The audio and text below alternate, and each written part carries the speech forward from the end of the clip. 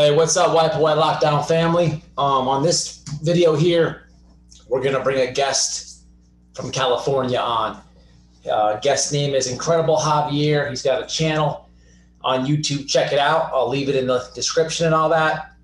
I want to kind of see how it is, the difference in politics, and see if we can find some things similar from Florida to Cali. All right, let's go ahead and bring the guest on.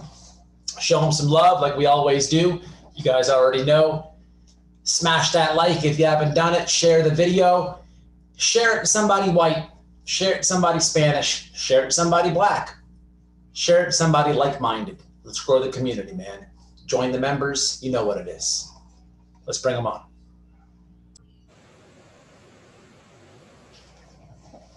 All right, y'all, man. So we got Javier, man, here on the White Boy Lockdown family.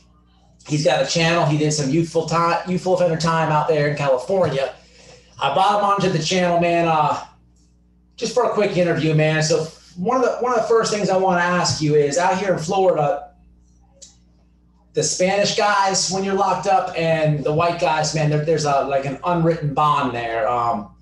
Man, they will ride for each other, with the exception of like your kings here in Florida. Like the Latin kings will ride for like I think they're like cousins or something with the Bloods out here. But majority of the time, in the event of something crazy popping off, that's like an unwritten rule. So in California, how does that situation go with, like, you guys have woods out there, right? Yeah, that's a very similar dynamic, especially when you get to the like more adult system and more adult institutions.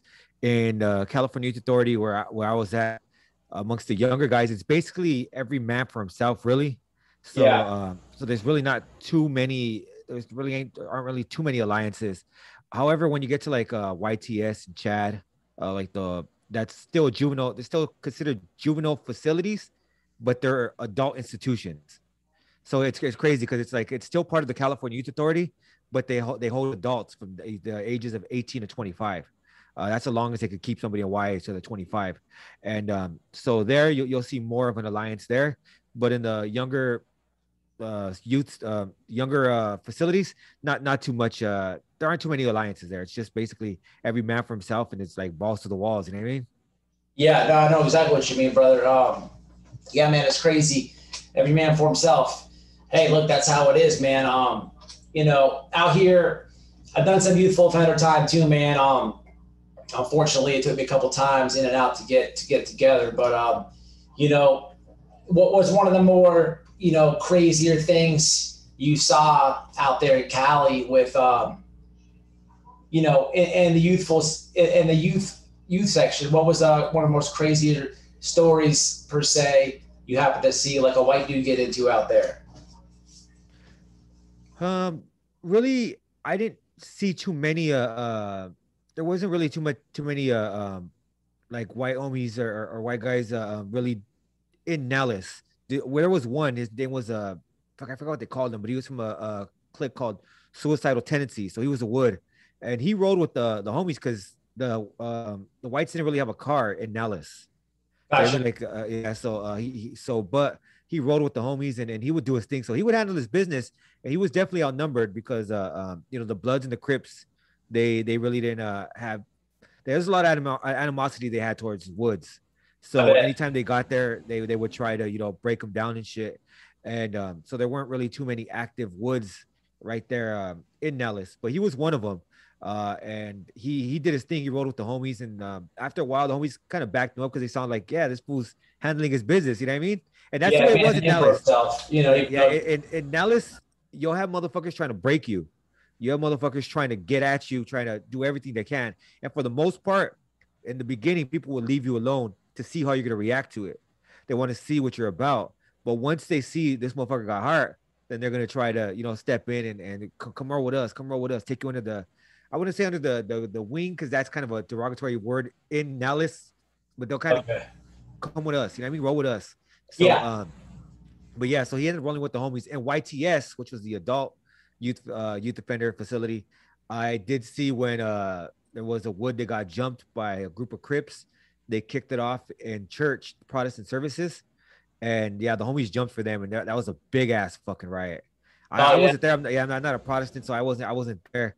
So, but like, I thought like I wasn't sure. I knew that the Woods were gonna kick it off with the blacks, but I wasn't sure what was gonna happen because I was like, oh shit, like I thought like that's not isn't our thing, but nah, the homies jumped in and they handled that shit. Right on. What and the youth so in Florida, man, here, it in Florida for the adults, it varies. Like on the adult side of things, like it varies. But to generally speak, I would say, the Bloods for the most part, of course, every camp is different. But if you just generalize it, I would say the Bloods run the adult side prison things from camp to camp. Sure, you're gonna have your Kings locking down one camp. Maybe you have a lot of GDs at another. But rolling back to the youthful, the JIT camps, the youthful offenders, I would say it's probably the same thing. Again, every camp is different. So, numbers, run everything, man. But for the majority, to generally speak, I would say the Bloods run things down here in Florida. In the youthful side of things in Cali, who if you had to generally say, who usually holds it down over there? I would say it's mainly a war between the blacks and the Chicanos, the Southsiders. And it really depends if you go up north too, because California is a big state. So up north, you're gonna have Northerners. Yeah, so that's gonna be a little different up there, dynamic. And it depends on numbers, but I know, Southsiders will. We're gonna try to fight. We're gonna try to gain our own. And for the in Nellis, we had a pretty good stronghold. Boston, we had a stronghold. That didn't mean that the blacks were pushovers in no way. The Bloods and the Crips did their thing, but it was we had a pretty solid hold on those. But it was even then it could go back and forth depending on right. But when you get to YTS, what you get was a juvenile facility, but for adults, it was definitely a Southsider strong. All right, man. So what are you doing now? I mean, I know it's long out now. I know you do your YouTube thing on the side. What are you doing for work now? And how's your life right now in current state? Current state of my life is, everything's going great. I actually just started doing YouTube full time, so I'm doing that right now. And before that, I was working in banks. So I worked for Bank of America for about 11 years. I worked for Wells Fargo for 3, and I just decided to branch off. I'm selling shirts on my website, incrediblejavier.com, and I do the YouTube thing, and that's what I'm doing right now. Right on, man. I saw an interview that you did with one of my brothers, man. I was actually in prison with Viking Fitness. Did you know that?